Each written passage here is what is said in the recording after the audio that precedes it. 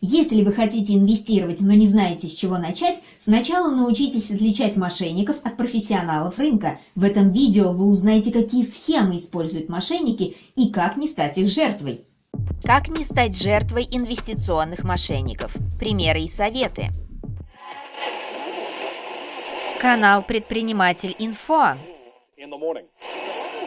Если вы хотите инвестировать, но не знаете, с чего начать, сначала научитесь отличать мошенников от настоящих профессионалов рынка. В этом видео вы узнаете, какие схемы используют мошенники и что делать, чтобы не стать их жертвой. За 2020 год брокерские счета на Мосбирже открыли 5 миллионов частных инвесторов. В феврале их число выросло на рекордные 883 400 человек и достигло 10,3 миллионов. Мошенники могут пользоваться интересом россиян к фондовому рынку и их недостаточными знаниями в этой сфере. Преступники придумали множество схем, как обмануть новичков. Далее о том, что нужно делать, чтобы не стать жертвой мошенников. Друзья, не забудьте поставить лайк и подписаться на этот канал. Вас ждет много интересных видео-новостей из мира финансов, бухгалтерии, права, кадрового дела и изменений законодательства. Схема номер 1. Финансовые пирамиды. Современные МММ, привлекающие наивных инвесторов. 90-е давно прошли, но финансовые пирамиды никуда не исчезли. Теперь мошенники используют интернет, где выкладывают агрессивную рекламу с обещаниями невероятной доходности. Например, одна из самых масштабных пирамид последних лет – Кэшбери, которая предлагала доходность до 600% годовых. Ее рекламировали блогеры и певцы. В итоге Банк России оценил потери ее вкладчиков в 3 миллиарда рублей. Артур Варданян призывает вкладчиков не унывать и обещает создать новую компанию. Интересный факт. Анапчанин подал в суд на Ольгу Бузову и Николая Баскова. По словам жителя Анапы Дмитрия Ружникова, он доверился словам звезд шоу-бизнеса и инвестировал в Кэшбери. Он инвестировал в компанию все свои сбережения – 880 тысяч рублей. Теперь через суд он требует возместить его депозит и около 100 тысяч рублей морального ущерба. Артисты, включая Анфису Чехову, Валерия Меладзе, Сергея Мезенцева, занимались активным продвижением финансовой пирамиды в соцсетях. Я говорю кэш, вы говорите кэш, кэш. Неудивительно, что люди верили Кэшбери, ибо звезды российского шоу-бизнеса очень старались для продвижения этой пирамиды. Например, Николай Басков даже написал гимн для компании. Есть такая планета под названием жизнь, под названием счастье. Кэшбери, Кэшбери. Пирамиды постоянно привлекают новых участников, тех, кто верит в рассказы о золотых горах, ради которых не нужно напрягаться. Мошенники заявляют, что гарантируют доходность, хотя на рынке ценных бумаг это делать запрещено. Никакой солидный брокер не возьмет на себя такую ответственность. При этом мошенники не ведут никакой экономической деятельности. Чтобы выплатить деньги новичкам, они используют средства других вкладчиков или просто исчезают со всеми деньгами. У финансовых пирамид нет четкой информации об их финансовом положении и точного определения того, чем они занимаются. Схема номер 2. Бесплатное обучение. Ловушка, которая заставит вас потерять деньги.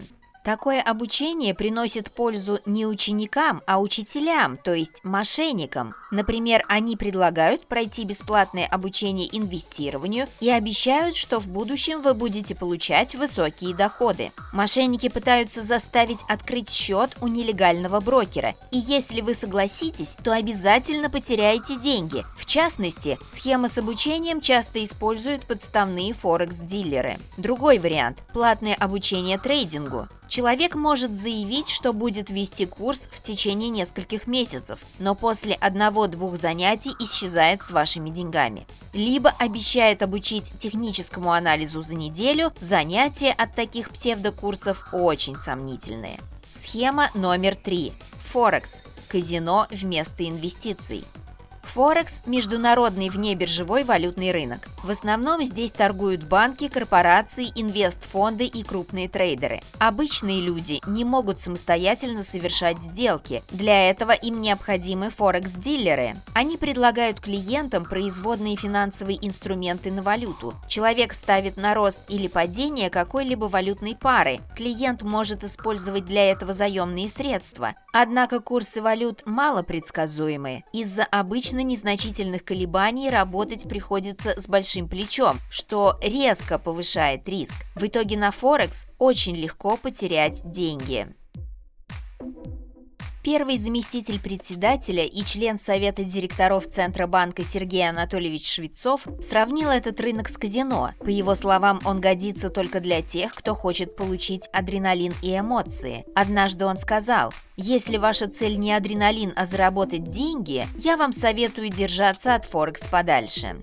Сложно ли получить лицензию форекс-дилера российской компании? Ну, честно говоря, Банк России не в восторге от этого бизнеса.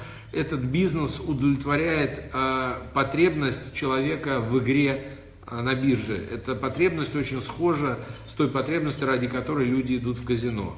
Мы не против того, чтобы люди получали адреналин, занимаясь валютными спекуляциями, но мы совершенно против того, чтобы люди теряли свои деньги, не ожидая, что они играют, скажем так, в финансовое казино. Поэтому мы будем и лицензировать, и надзирать за этим финансовым рынком, ограничивая его рост в Российской Федерации. А Владимир Викторович Чистюхин, член Совета директоров и заместитель председателя Банка России, рассказывал, что средний срок жизни счета клиента на Форекс около 2-3 месяцев. За это время, как правило, если клиент не делает новых взносов, он теряет все средства и получает убыток, связанный с тем, что не угадал движение курса или валютной пары. Такие дела. Помочь распрощаться с деньгами могут и мошенники, которые выдают себя за официальных форекс-дилеров. На самом деле они не имеют доступа к рынку Форекс, а обменивают деньги между клиентами. Их портал – это не сайт биржи, а подделка с подкрученными котировками. Как и в случае с финансовыми пирамидами, они ведут агрессивную рекламу и обещают сверхприбыль. Схема номер 4. Телефонные мошенники. Нестареющая классика. Известно много случаев, когда мошенники звонят и представляются сотрудниками банка. Они заявляют, что кто-то пытается снять деньги с карты клиента и стараются выяснить его персональные данные. Но бывают и другие случаи, когда преступники называют себя представителями брокерской компании. Они предлагают инвестировать средства и обещают высокую доходность. Если человек откроет счет у такого поддельного брокера, то на самом деле переведет деньги на карту третьему лицу. Затем мошенники исчезают.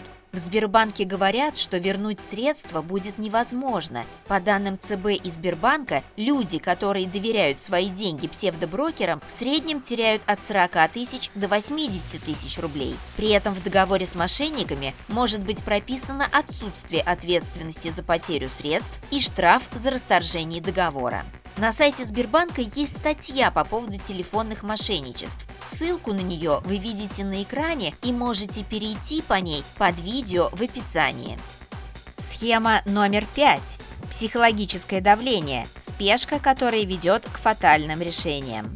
Общая черта мошенников – использование особенностей человеческой психики и поведения. Они предлагают легкое решение проблемы, например, простым способом заработать деньги. При этом мошенники давят на вас, торопят с принятием решения, так как их предложение ограничено. Так они создают стрессовую ситуацию, чтобы все обдумать было сложнее. Они могут препятствовать вам советоваться с близкими и родственниками. Мошенники ссылаются на нехватку времени, срочность дела, технические неполадки, закрытость информации и так далее и тому подобное. Помимо этого, они пытаются вызвать доверие, а также могут предложить якобы бесплатный и эксклюзивный продукт или услугу. Расскажу об аналогичном мошенничестве только в медицине. Однажды я попала на бесплатную расслабляющую услугу в медцентр на Китай-город, Забелина 3, строение 3. Бесплатно, только сыр в мышеловке. После услуги, когда я еще приходила в себя, мне сказали, что у них нет четкой цены за курсы процедур.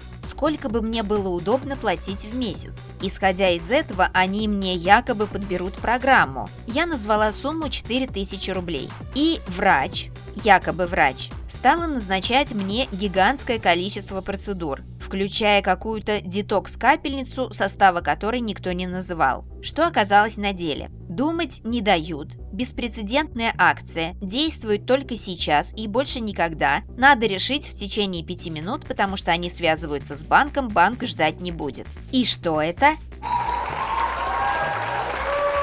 Молодцы! Развод на кредит. 4000 рублей в месяц, платишь несколько лет, процедуры проходишь за 3 недели, стоимость курса больше 120 тысяч рублей. Ура! Бесплатные процедуры в медклинике, как акция для популяризации их творчества, развод на большие деньги, друзья.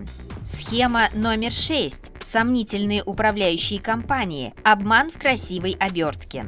Мошенниками могут оказаться и управляющие компании. Например, в 2013 или 2014 году случилась такая история. Девушка, не будучи опытным инвестором, отдала деньги управляющей компании, офис которой находился в центре Санкт-Петербурга. Компания выглядела очень презентабельно. На всех крупных выставках их представители предлагали свои услуги. И подозрительные моменты начались с того, что сотрудники этой фирмы стали предлагать, чтобы девушка передала им свои деньги максимально удобным способом, вплоть до того, что наш менеджер приедет и заберет у вас наличные, где вам будет удобно. В итоге встретились они в кафе. Менеджер забрал доллары без расписки. Девушка подписала договор о переводе средств в иностранную юрисдикцию, на Кипр. Менеджер уверил ее, что так она сможет вложить средства в американские ценные бумаги, согласно ее пожеланию. Однако после того, как управляющая компания начала присылать отчеты, стало ясно, что деньги вложены совсем не в рынок США, а в российские паевые фонды недвижимости. И отчеты управляющей компании не соответствовали действительности. То есть отчеты, которые предоставлялись клиентам, отличались от тех, которые публиковались официально, а генеральный директор компании также возглавлял ПИФ недвижимости, в который шли деньги инвесторов. Итак, как не попасться мошенникам? Выводы. Первое. Не отдавать свои деньги в управление. Нужно самому научиться и покупать напрямую на бирже те инструменты, которые подходят под ваши цели. Второе. Не верить в сказки про фантастическую доходность. Когда начинают обещать 100, 200, 500%, очень высока вероятность, что это инвестиционные мошенники. Третье. Никогда не реагировать на агрессивную рекламу, потому что это тоже один из сигналов того, что компания нечиста на руку. Четвертое. Обязательно нужно проверять все документы. Каждая инвестиционная компания должна иметь сертификат от Банка России и на основании этого сертификата работать. Лицензию брокера можно проверить на сайте ЦБ, а в интернете можно найти топ-брокеров по числу клиентов. Пятое. Не поддаваться эмоциям и принимать взвешенное решение. Давление всегда признак мошенничества. Шестое. Не покупать инвестиционные продукты, которые вам непонятны. Необходимо иметь четкое понимание того, в какой инструмент вы вкладываете. То есть, если хотите облигации, надо понимать, как работают облигации, каких компаний. Если это не государственные, почему? То же самое с акциями. Седьмое. Не соглашаться на курсы трейдеров, даже бесплатные. Восьмое. Внимательно читать договоры. Друзья, поддержите канал Предприниматель Инфо, подпишитесь и поставьте лайк. Впереди много интересного. До встречи! Также, если у вас возникло острое желание высказаться об увиденном и услышанном, не сдерживайте себя.